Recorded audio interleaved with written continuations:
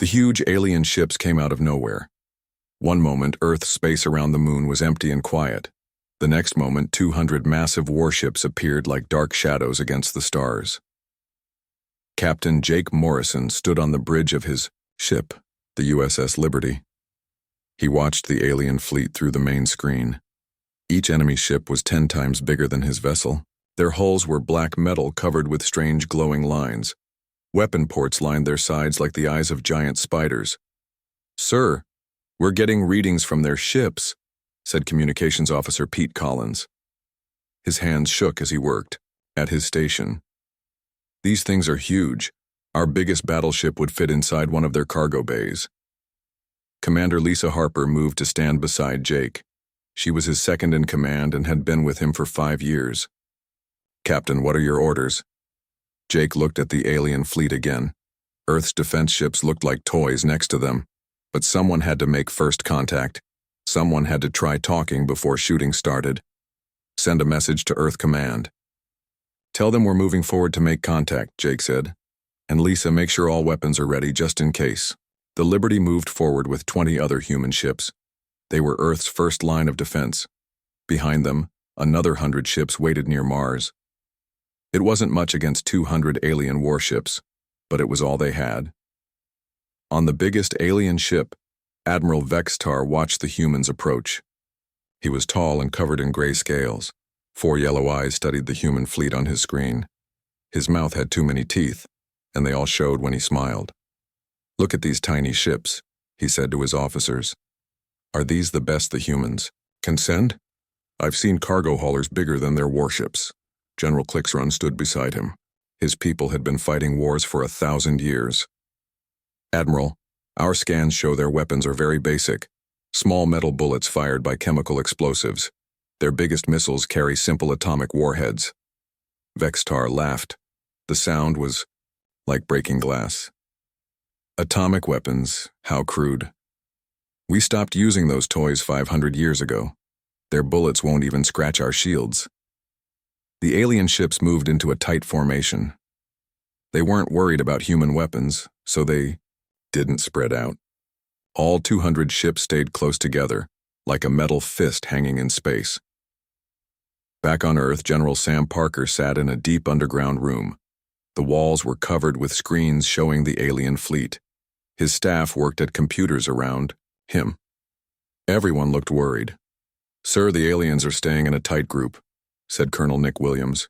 "They're not taking any defensive positions." Major Kate Rodriguez looked up from her station. "General, their formation would be perfect for a coordinated attack, but they don't seem to care about that." General Parker nodded. He was an old soldier, with gray hair and hard eyes. "They think they know what we can do. That's good. Let them keep thinking that." Captain Danny Chen ran into the room. He held a data pad in his hands. "Sir, we've been listening to their communications. They're making fun of our weapons. They think our technology is hundreds of years behind theirs." "Perfect," General Parker said quietly. In space, the USS Liberty was now close enough to see details on the alien ships. Jake could see weapon ports bigger than his entire ship. Energy readings showed shields that could stop anything in Earth's regular arsenal. "Incoming transmission from the alien flagship," Pete said. The main screen changed. Admiral Vextar's face appeared, looking down at the humans like they were insects. His translator made his voice sound smooth and cold. "Humans of the 3rd planet," he began. "I am Admiral Vextar of the Zephyrian Empire. We have come to add your world to our territory. Your resistance is pointless." Jake stepped forward. "Admiral, I'm Captain Morrison of the Earth Defense Force. We don't want any trouble. Maybe we can work something out." Vextar's 4 eyes blinked slowly. "Work something out?" "Human, you have no choice. We have studied your pathetic weapons. Metal pellets and chemical rockets. Our shields can stop the energy of a small star. Your toys cannot hurt us." The alien admiral gestured to something off-screen. "See how your ships cluster together like frightened children. See how small your weapons are. We have conquered 17 star systems. Each one thought they could resist us. Each one was wrong." Jake kept his face calm, but inside he felt angry. Admiral, we're a peaceful people. We don't want to fight, but we will defend our home. Defend with what? Vextar laughed again. We know about your history. Your greatest weapon split tiny atoms to make explosions. So primitive, so wasteful. We control forces you cannot imagine. Behind Vextar, other alien officers pointed at screens showing human military bases. They saw tanks with simple cannons. They saw soldiers with rifles. They saw missile silos with atomic warheads. To them, it all looked like ancient technology. Your civilization uses projectile weapons, another alien said. Crude metal bullets fired by exploding chemicals. We stopped using such things before. Your species learned to make fire. Jake listened to their insults without changing expression, but he was thinking about things the aliens couldn't see. Deep underground bunkers, hidden space stations, weapons that had never been tested in real combat, technologies that Earth scientists had worked on for decades in secret. Admiral, Jake said carefully, I'm asking you one more time. Leave our system in peace. Find somewhere else to build your empire. Vextar's expression turned angry. You dare give me orders? Human, your tiny ships are surrounded. Your planet is helpless. Submit now, and we might let some of your people live as slaves in our minds. The transmission cut off. The alien ships began to power up their weapons. Energy readings spiked as massive cannons prepared to fire. Shield generators hummed with power that could deflect almost anything.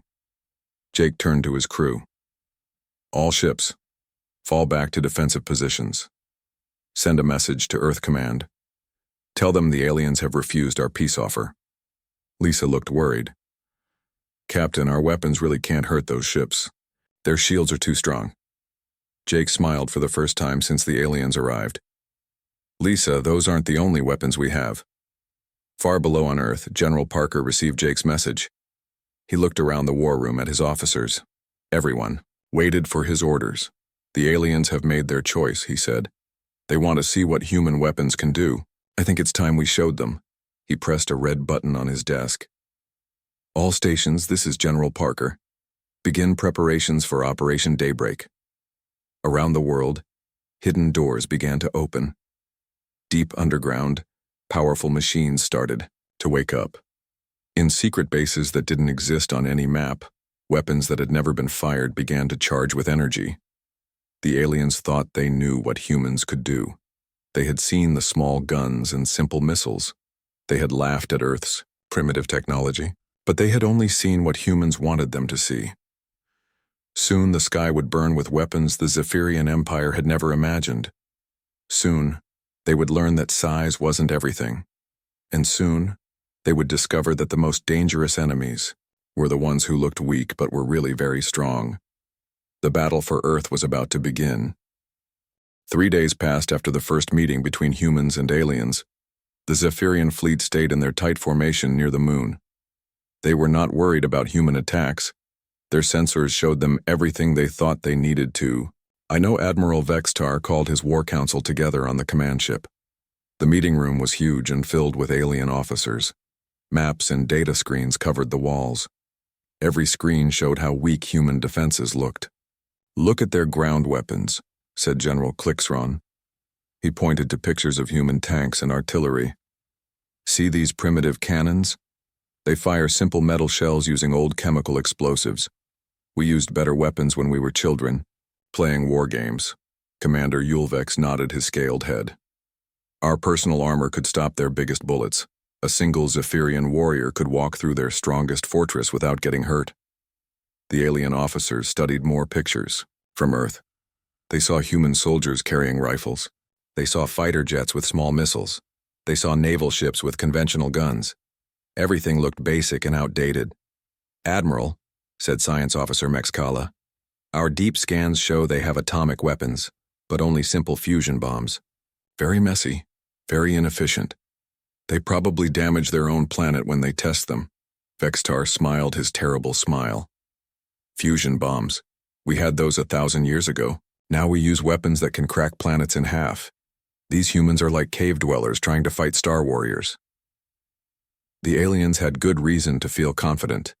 Their empire controlled 17 solar systems. They had destroyed civilizations, much more advanced than Earth appeared to be. Their weapons used the power of black holes. Their shields could stop almost any attack. Should we just destroy their planet and be done with it? Asked General Clixron. No, Vextar replied. Their world is beautiful, rich with resources. We will keep it. The humans can work in our mines. The strong ones anyway. The weak ones, we don't need. While the aliens planned Earth's conquest, humans were busy with their own preparations. But not the kind of preparations the aliens expected. Dr. Helen Zhao worked in a laboratory deep under the Rocky Mountains. The facility didn't exist on any public map. Only a few hundred people in the world knew about it. She studied data from sensors that the aliens had never detected. The alien shields work by deflecting energy weapons, she told her team. Plasma, beams, particle cannons, laser arrays. Their technology is designed to stop those attacks. Her assistant, Dr. Bob Martinez, looked confused. But our weapons are kinetic, metal projectiles. Why aren't they worried about those? Dr. Zhao smiled. Because they've only seen our conventional weapons, bullets that move at a few thousand feet per second. To them, that's nothing. Their shields can stop cosmic radiation moving at light speed. But we don't only have conventional bullets, do we? Asked Dr. Martinez. No, we don't, Dr. Zhao replied. We have railguns that can fire projectiles at significant fractions of light speed. We have kinetic weapons the aliens can't even imagine. In Diao, another secret facility under the Nevada desert, Colonel Amy Foster supervised the loading of tungsten rods into orbital platforms. Each rod was 20 feet long and 2 feet thick. They looked simple, like giant metal spears. Are these really going to work? Asked Lieutenant Steve Johnson. They're just chunks of metal. Colonel Foster picked up a smaller version of the rod. Steve, do you know what happens when you drop a penny from the top of a skyscraper? It can hurt someone, Steve replied. Right. Now imagine dropping a telephone pole made of tungsten from orbit at thousands of miles per second. Kinetic energy increases with the square of velocity. These simple chunks of metal will hit with the force of nuclear weapons. The aliens had no idea such weapons existed. Their scans showed only conventional human technology. They saw rifles and tanks and missiles. They didn't see the railgun platforms hidden on the moon's dark side. They didn't see the kinetic bombardment satellites disguised as communication, relays. On Earth, President Claire Thompson met with her top military advisors. The meeting took place in a secure room beneath the White House. Everyone looked serious. Madam President, said Secretary of Defense Bill Harris, the aliens have been broadcasting their intentions across the galaxy. They plan to enslave humanity and strip mine our planet. General Parker leaned forward. Ma'am, our intelligence suggests they've done this to other species. Complete conquest followed by resource extraction. They leave dead worlds behind them. President Thompson looked at the pictures of alien ships on the main screen. General, are you confident our hidden weapons will work? Yes, ma'am. The aliens are making the same mistake that many Earth armies have made throughout history. They're preparing to fight the last war, not this one. Secretary Harris asked, What do you mean? They're expecting energy weapons and shields, General Parker explained. They've built their defenses around stopping plasma cannons and particle beams.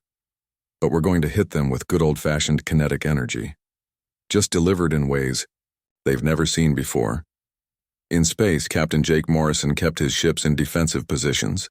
The USS Liberty and her sister vessels maintained a respectful distance from the alien fleet. To the Zephyrians, it looked like the humans were too scared to get closer. Captain, said Commander Lisa Harper, we're receiving more transmissions from the alien fleet. They're still making demands. Let's hear it, Jake said. Admiral Vextar's face appeared on the main screen again. He looked even more arrogant than before. Human Captain, we grow tired of waiting. Your planet has one Earth day to surrender completely. After that, we will begin bombardment. Admiral, Jake replied, we've told you our position. We won't surrender our freedom. Then you will all die, Vextar said coldly. Our plasma cannons can turn your cities to glass. Our antimatter torpedoes can crack your continents. Your small bullets and chemical rockets cannot save you. The transmission ended. Jake looked at his crew. Everyone seemed worried except for him. "Sir," said Pete Collins, "do you really think our secret weapons can stop them?" Jake thought about all the things the aliens didn't know. Project Daybreak had been in development for 30 years, ever since humans first looked at the stars and wondered what was out there. The project had cost trillions of dollars and employed the best scientists in the world. "Pete," Jake said, "the aliens think they know everything about us, but they've only seen what we wanted them to see. They've never fought an enemy like humanity before." Back on the alien flagship, Admiral Vextar reviewed the final invasion plans. His officers had mapped every human military base. They had identified every weapon system. They had calculated exactly how long it would take to crush Earth's defenses. "Admiral," said Commander Yulvex, "our projections show complete victory within 6 hours. Human resistance will collapse once we destroy their primitive spacecraft." "Excellent," Vextar replied. "After we finish here, we'll move on to the next human colony. Our intelligence shows they have settlements on Mars and Europa, all equally primitive." The aliens didn't know that human colonies were much more advanced than Earth appeared to be. They didn't know that humans had been preparing for this day for decades. Most importantly, they didn't know that human primitive technology was just a front for weapons that could reshape the balance of power in the galaxy. Dr. Zhao received a coded message from General Parker. It was short and simple. "Prepare for dawn." Operation Daybreak was about to begin. Around the solar system, hidden weapons powered up for the first time. Kinetic bombardment platforms locked onto their targets. Railgun stations calculated firing solutions. Gravitic disruptors charged their exotic matter cores. The Zephyrian Empire was about to learn why humanity had survived and thrived on one of the most dangerous planets in the galaxy. They were about to discover that the most important weapon wasn't the size of your guns, but the intelligence of the people using them. Earth looked helpless and primitive to alien eyes, but sometimes the most dangerous predator was the one that didn't look dangerous at all. The aliens had made their choice. Now they would face the consequences. Tomorrow, the sky would burn with human fury. Tomorrow, the galaxy would learn a new lesson about underestimating Earth's children. Tomorrow, everything would change. The fourth day brought no change in the alien fleet's position. Admiral Vexitar grew impatient as he watched the small human ships maintain their distance. To him, the humans looked like scared animals hiding from a predator. Captain Jake Morrison decided to make one final attempt at peace. The USS Liberty moved slowly toward the alien flagship under a white flag protocol. Every communication channel broadcast the same message. Humanity wanted to avoid bloodshed. "Admiral Vexitar," Jake said as his image appeared on the alien command screen. "This is Captain Morrison again. I have authorization from my government to make you an offer." The alien admiral's 4 eyes showed amusement. His scaled face twisted into what might have been a smile. "An offer? Human, you are in no position to offer anything. But I will listen. Your desperation amuses me." Jake kept his voice steady and calm. "We propose a treaty. You can have mining rights to asteroids in our outer system. In exchange, you leave our planets alone. Both sides benefit. No one has to die." Vextar laughed so hard that spit flew from his mouth. Other alien officers joined in the laughter. The sound filled the command bridge like breaking metal. "Mining rights?" Vextar gasped between laughs. "Human, we take what we want. We don't negotiate with primitives. Your entire solar system belongs to us now." The alien admiral gestured to tactical displays showing human weapon systems. Every gun, every missile, every military base appeared on the screens. To Zephyrian sensors, it all looked pathetically weak. "We have studied your weapons for days," Vexitar continued. "Kinetic projectiles fired by chemical propulsion, chemical rockets carrying fusion warheads, technology we abandoned centuries ago." General Clixron stepped into view behind the admiral. "Captain, our personal sidearms are more powerful than your largest cannons. Our scout ships carry weapons that could level your biggest cities." Jake tried one more time. "Admiral, you're making a mistake. You don't understand what you're facing. Please reconsider. Take your fleet and find somewhere else to expand your empire. Vextar's expression turned cold and dangerous. A mistake? Human, the only mistake here is your species' belief that you can resist us. Your tiny ships are surrounded by our fleet. Your planet is helpless beneath our guns. The alien. Admiral moved closer to his communication screen. His 4 eyes glowed with predatory hunger. Let me explain reality to you, Captain Morrison. In 6 hours, we will begin bombardment of your military installations. In 12 hours, we will start destroying your cities. In 24 hours, your species will surrender completely. And if we don't surrender, Jake asked quietly, then we will turn your beautiful blue world into a dead rock, Vextar replied. We have done it 17 times before. We can do it again. The transmission ended. Jake turned to his crew on the Liberty's bridge. Everyone looked worried except for Commander Lisa Harper, who seemed strangely confident. Captain, said communications. Officer Pete Collins, Earth Command is requesting our status report. Tell them the aliens have refused all diplomatic solutions, Jake replied. Tell them to proceed with the final phase. On Earth, President Claire Thompson sat in the deep bunker beneath the White House. The secure room was filled with military, advisors, scientists, and intelligence officers. Everyone waited for her decision. The aliens have made their intentions clear, she said. Complete conquest, followed by the enslavement or extinction of humanity. They've given us 6 hours before they start shooting. General Sam Parker stood beside a large tactical display. Madam President, Operation Daybreak is ready. All weapon systems are online and waiting for your authorization. Secretary of Defense Bill Harris looked concerned. Are we sure this will work? The alien shields are incredibly powerful. Their scans show energy output beyond anything we've seen before. Dr. Helen Zhao stepped forward. She had been quiet during most of the meeting, but now she spoke with confidence. Mr. Secretary, their shields are designed to stop energy weapons, plasma cannons, particle beams, laser arrays. They're not designed to stop kinetic impactors, moving at relativistic speeds. Explain that in simple terms, President Thompson requested. Ma'am, imagine trying to stop a baseball with a net designed to catch butterflies. The alien shields can deflect energy, but they can't absorb kinetic momentum from solid objects moving at thousands of miles per second. General Parker activated the tactical display.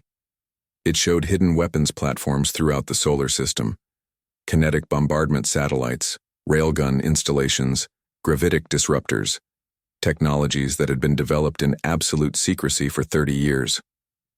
The aliens have been scanning us for days, he explained. They see our conventional military, tanks, rifles, missiles with chemical warheads. They think that's all we have. But it's not, President Thompson said. No, ma'am. Project Daybreak represents the combined scientific achievement of every major nation on Earth. We've been preparing for first contact since the 1950s.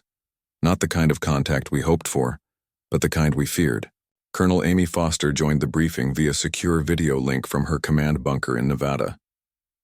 Madam President, the kinetic bombardment platforms are in position. Each tungsten rod will impact with the force of a nuclear weapon, but with no radiation signature and no warning. Major Kate Rodriguez added information from her station in Colorado. Ma'am, our lunar railgun installations are ready. They can fire projectiles at 12% of light speed. The aliens won't even see them coming. President Thompson looked around the room at all the serious faces. The weight of decision pressed down on her shoulders like a mountain. How many alien ships can we destroy with the first strike? She asked. Estimated 70 to 80% casualties, General Parker replied. The aliens are maintaining tight formation because they don't consider us a threat. That formation makes them perfect targets for coordinated bombardment. Dr. Zhao added more technical details. The kinetic weapons will be followed by directed energy systems operating on frequencies the aliens have never encountered. Their shields will be useless. President Thompson stood up slowly. Everyone in the room watched her. History would remember this moment as the point when humanity showed the galaxy what they were truly capable of. The Zephyrian Empire has conquered 17 star systems, she said. They've enslaved or destroyed entire civilizations. They've given us a choice between slavery and death. She paused and looked at each person in the room. But they forgot to give us a third option, victory. She turned to General Parker. General, you are authorized to execute Operation Daybreak. Show them what humanity can do when we're pushed too far. General Parker saluted. Yes, ma'am. All stations, this is General Parker. Execute Operation Daybreak. Authorization code, Charlie Alpha 779. Around the world, hidden installations came to life. Deep underground, massive electromagnetic launchers powered up for the first time. On the moon's dark side, railgun platforms emerged from fake mining equipment. In orbit, kinetic bombardment satellites aligned their tungsten spears with alien targets. The Zephyrian Empire thought they knew everything about human weapons. They had seen the small guns and simple missiles. They had laughed at the primitive technology. But they had never fought an enemy that hid their real strength until the last possible moment. In 6 hours, the aliens would begin their attack on Earth. But in 30 minutes they would discover that the prey they had been stalking was actually the predator. The sky was about to burn with weapons they couldn't imagine, wielded by a species they had completely underestimated. Admiral Vextar would soon learn the most important lesson in galactic warfare. Never judge an enemy by the size of their guns. Judge them by the intelligence behind those guns. And humanity's intelligence was about to light up the darkness of space with the fire of their fury. At exactly 0600 Greenwich Mean Time, General Sam Parker pressed the red button that changed galactic history forever. All stations, this is command. Execute Operation Daybreak. Light up the sky. The first weapons to fire were invisible to alien sensors. From orbit above Earth, 12 kinetic bombardment platforms released their tungsten spears. Each rod was 20 feet long and made of the hardest metal humanity could produce. Electromagnetic launchers accelerated them to incredible speeds. Admiral Vexitar was studying invasion plans when his tactical officer screamed a warning. Admiral, incoming projectiles, multiple contacts. Vexitar looked at his screen, confused. From where? I see no human ships firing. Unknown, sir. Impact in 15 seconds. The alien admiral had no time to understand what was happening. The tungsten rods struck his flagship like the fist of an angry god. Each impact released energy equal to a nuclear bomb, but with no radiation and no warning flash. The mighty Zephyrian shields designed to stop energy weapons offered no protection against solid metal traveling at thousands of miles per second. The rods punched through the alien hull like needles through paper. Impossible! Vextar roared as his ship shook apart around him. Those are just metal bars. How can they penetrate our defenses? His science officer tried to answer while the ship died around them. Admiral, the kinetic energy is enormous. These projectiles are moving at significant fractions of light speed.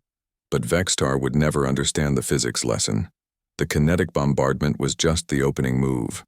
From the moon's hidden side, railgun installations fired their second. Surprise. Captain Jake Morrison watched from the USS Liberty as alien ships began exploding in brilliant flashes. My God, whispered Commander Lisa Harper. I knew we had secret weapons, but this is incredible. The lunar railguns fired solid, slugs of depleted uranium at 12% of light speed. The projectiles were invisible until they hit their targets.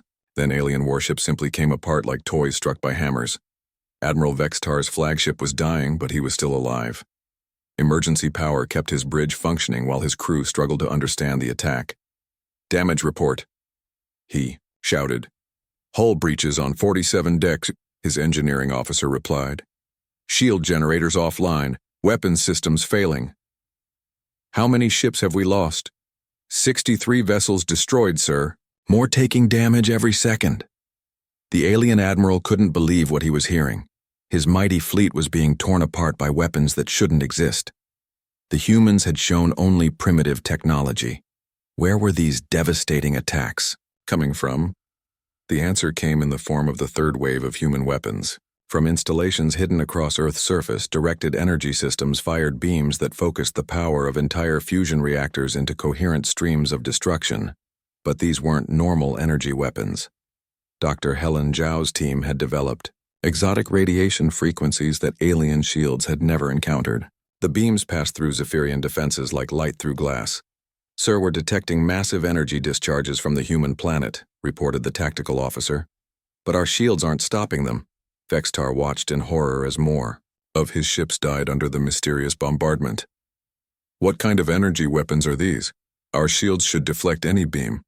From her command bunker, Dr. Zhao monitored the battle with satisfaction. "The alien shields work by deflecting known energy frequencies," she explained to her team. "But we're hitting them with tachyon streams and quantum-disrupted photons. Their technology has never seen anything like this." The fourth wave of human attacks defied everything the aliens thought they knew about warfare. From secret research, stations around Jupiter, gravitic disruptors created localized distortions in space-time itself. The weapons were based on humanity's research into faster-than-light travel. They created small black holes that lasted for microseconds. But those brief moments were enough to tear alien ships apart at the molecular level. Commander Yulvex was thrown across his bridge as gravitational forces twisted his ship into scrap metal. "Admiral, what's happening to us? Space itself is attacking our vessels." But Admiral Vextar couldn't answer. His flagship was breaking apart around him. Through the static on his communication screen, he could see other alien ships suffering the same fate. The proud Zephyrian fleet was dying. In less than 1 hour, 200 alien warships were reduced to expanding clouds of debris and radiation. The mighty empire that had conquered 17 star systems had been crushed by weapons they couldn't understand, fired by enemies they had completely underestimated. Captain Morrison opened a channel to the few surviving alien ships. "This is Captain Morrison of the Earth Defense Force. To all Zephyrian vessels still capable of receiving this message, surrender immediately or be destroyed." From the wreckage of his command ship, Admiral Vextar managed to send a reply. His image flickered on the human screens, showing a broken alien surrounded by the ruins of his bridge. "How?" he gasped, his translator struggling with his weakened voice. "Your weapons. They were primitive. We studied them. Small guns, chemical, explosives, simple rockets." Jake looked at the defeated alien commander with something almost like sympathy. "Admiral, those were our conventional weapons, the ones we use for normal conflicts between human nations. But we've been preparing for this day since we first looked at the stars and wondered what was out there." Dr. Zhao joined the communication from her bunker. "Admiral, your people made the same mistake that many have made throughout human history. You prepared to fight the last war, not this one." Vextar's 4 eyes showed confusion and pain. "But the scans, your technology level, everything showed primitive projectile weapons." "What you saw was what we wanted you to see," General Parker added from Earth Command. "Humanity learned long ago not to put all our weapons in one place. We keep some toys visible for everyone to see. The real weapons stay hidden until we need them." Around the solar system, other alien ships were broadcasting surrender signals. The proud Zephyrian Empire's invasion fleet had been reduced to a handful of damaged vessels in less than 6 hours. Colonel Amy Foster watched the battle results from her command post. "General Parker, final casualty report 187. Alien ships destroyed. 13 ships damaged and surrendering. Total human losses, 0. The news spread across Earth's communication networks within minutes. Humanity had faced its first interstellar invasion and won a complete victory. People in every city celebrated as they watched alien debris burning in the night sky. But the victory was more than just military. Word of the battle spread across the galaxy through alien communication networks. Species that had feared the Zephyrian Empire for centuries suddenly found new hope. The Kelton refugees, survivors of worlds the aliens had destroyed, sent grateful messages to Earth. The peaceful Helix Consortium, long oppressed by imperial expansion, offered immediate alliance with humanity. Even the few surviving Zephyrian officers began to understand what had happened. They had encountered a species that looked weak but was actually incredibly strong, a species that hid their true capabilities until the moment they were needed most. Admiral Vextar, rescued from his dying flagship by human medical teams, would spend the rest of his life studying the battle. How had primitive humans developed weapons that could destroy his advanced fleet so easily? The answer was simple but profound. Humanity had learned to survive on one of the most dangerous planets in the galaxy. They had evolved not just physical strength but intelligence, patience, and the wisdom to prepare for threats that might never come. When those threats finally arrived, humanity was ready. The sky had blazed with their hidden weapons, and the galaxy would never be the same again. 6 months after the battle, Earth had become the most important planet in the galaxy. The news of humanity's victory over the Zephyrian Empire spread to every star system. Species that had lived in fear for centuries suddenly found courage to fight back. Captain Jake Morrison now commanded a fleet of 50 ships. Half were human vessels and half belonged to alien allies who had joined Earth's growing coalition. He stood on the bridge of his new flagship, the USS Defender, watching ships from 12 different species working together. "Captain," said Commander Lisa Harper, "we're receiving a message from the Kelton refugee fleet. They've liberated their home system from the remaining Zephyrian forces." Jake smiled. "Send our congratulations, and remind them that Earth's technical advisors are still available if they need help rebuilding. The liberation of Keltar Prime was just one of many victories." Across the galaxy, former Zephyrian slave worlds were declaring independence. The mighty empire that had conquered 17 systems was crumbling as its oppressed subjects rose up in rebellion. On Earth, President Claire Thompson addressed a gathering of alien ambassadors in what used to be the United Nations building. Now it was called the Galactic Alliance Council, and representatives from 37 species attended regular meetings. 6 months ago, the Zephyrian Empire thought they could add Earth to their collection of conquered worlds, she said. "They thought our small guns and simple technology made us easy prey. They were wrong." The alien ambassadors listened with respect. These beings had seen what human weapons could do. They had witnessed the destruction of the most powerful fleet in galactic history. "Today we offer friendship to all peaceful species," President Thompson continued.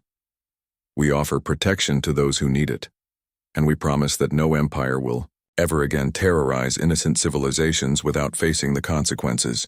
Ambassador Cathara of the Helix Consortium stood to speak. Her people looked like tall, blue-skinned humans with silver eyes. "President Thompson, the Helix worlds pledge their full support to the Galactic Alliance. Your species has given us something we thought we had lost forever: hope." Dr. Helen Zhao had been promoted to Director of Alien Technology Exchange. Her job was to help newly liberated worlds rebuild their defenses and share beneficial technologies. She worked from a new facility that housed scientists from dozens of species. "The most interesting thing about this whole situation," she told her mixed human and alien research team, "is how the Zephyrians made the same mistake that Earth armies have made throughout history." Dr. Bob Martinez, her human assistant, looked curious. "What mistake is that?" "They prepared to fight the enemy they expected, not the enemy they faced," Dr. Zhao explained. "They built their entire military around energy weapons and energy shields. When they met kinetic weapons moving at relativistic speeds, they had no defense." Scientist Veltara, a member of the spider-like arachnid collective, clicked her mandibles in agreement. "My people have a saying: the predator that looks harmless is often the most dangerous." Humans appeared primitive to Zephyrian eyes, but appearances can lie. The former Zephyrian admiral, Vextar, had become an unlikely source of information about galactic politics. He was kept in comfortable detention on Earth while human interrogators learned about other potential threats. "Your species confuses me," he told General Sam Parker during one of their regular conversations. "You could have destroyed my people completely. Instead, you offer medical care and prisoner exchanges." General Parker sat across from the alien in the secure interview room. "Admiral, humans have learned that mercy is often stronger than cruelty. We want to end conflicts, not continue them forever." Vextar's 4 eyes showed something that might have been respect. "The Zephyrian way was to crush all resistance completely. Your way seems more difficult." "It is more difficult," Parker agreed. But it works better in the long run. Some of your former officers are now helping us locate Zephyrian prison camps. They're doing it voluntarily because we treated them well. The conversation was interrupted by an aide who brought news from across the galaxy. General, we're receiving reports that the Zephyrian homeworld is requesting terms for complete surrender. Parker looked at Vextar. The former admiral seemed surprised by the news. My people are surrendering? Vextar asked. Completely? Your emperor apparently decided that fighting humanity was not worth the cost, Parker replied. He's offering to disband the empire and grant independence to all conquered worlds. This was the final victory. The Zephyrian Empire, which had terrorized the galaxy for centuries, was dissolving peacefully. Other species would be free to develop their own governments without fear of imperial conquest. Captain Morrison received the news while visiting the memorial site where the great battle had taken place. A ring of metal debris still orbited the Earth, remains of alien warships that had once seemed invincible. Sir, reported Lieutenant Commander Pete Collins, now his communications officer on the Defender, Earth Command confirms that the Zephyrian Emperor has signed formal surrender documents. The Empire is officially dissolved. Jake looked out at the debris field through his ship's main viewer. Pete, make sure this memorial stays exactly as it is. Future generations need to remember what happened here. Yes, sir. What should the memorial be called? Jake thought for a moment. Call it the day the small guns won. Because that's what this was really about. Not the size of your weapons, but the intelligence behind them. On Earth, children learned about the battle in school. They studied how human scientists had developed secret weapons over 30 years. They learned about patience, preparation, and the importance of never underestimating your enemies or yourself. Dr. Zhao often spoke to these classes. The aliens thought they knew everything about us because they could see our conventional military, she would explain. But the most important human characteristic isn't our weapons. It's our ability to learn, adapt, and prepare for challenges we hope we'll never face. One student always asked the same question. Dr. Zhao, what if other hostile aliens come to Earth? Her answer never changed. Then they'll learn the same lesson the Zephyrians learned. Humanity doesn't look for fights, but we're always ready for them. The galactic balance of power had shifted completely. The Zephyrian Empire was gone. In its place, the Galactic Alliance offered protection and cooperation instead of conquest and slavery.